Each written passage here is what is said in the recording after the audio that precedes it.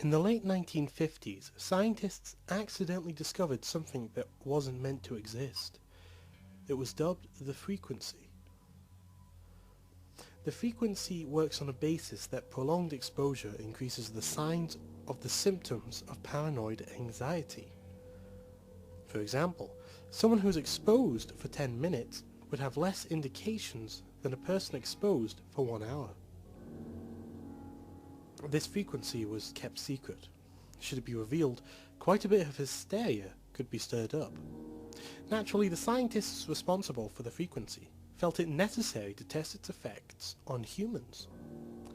The first test, which lasted about 20 minutes, showed no immediate effects, with the exception of some acute anxiety.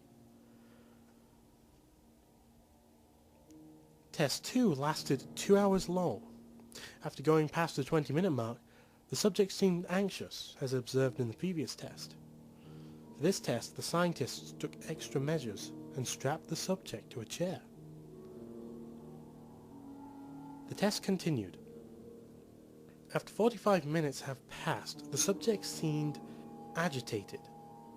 They stated they were being bothered by some kind of fog in front of their eyes. We acknowledged the individual's discomposure, while at the same time took notes on the effects of the frequencies inducing symptoms. 1 hour and 15 minutes on the timer, the subject appeared more distressed.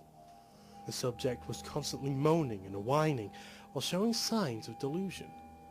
The subject constantly darted his head around the soundproof room at random intervals.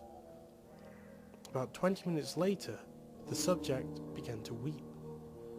When questioned by one of the scientists, he complained that these shadowy figures were standing in the fog. It should also be mentioned that the subject stopped moving around to stare at the wall the chair was facing. 15 minutes left on the timer. The subject suddenly broke into full panic mode. They started rocking and making frantic facial gestures towards the scientists, begging them to end their suffering. They were constantly blathering that the shadows were walking from the fog, that they were going to take them. 30 seconds left to tick away. The subject's spastic movements freed them from their prison. They sprinted out of the test room. Before the scientists could stop them, the subject snatched a scalpel from a surgical table and grabbed the scientist nearest to him. The subject proceeded to drag the blade across the scientist's throat, ending their life. The subject then dug the scalpel into his own eyes and removed them from their sockets in an attempt to rid himself of the images. Naturally, the tests were scrapped and the research was buried deep in the archives. I put your life at risk by waiting this long to tell you.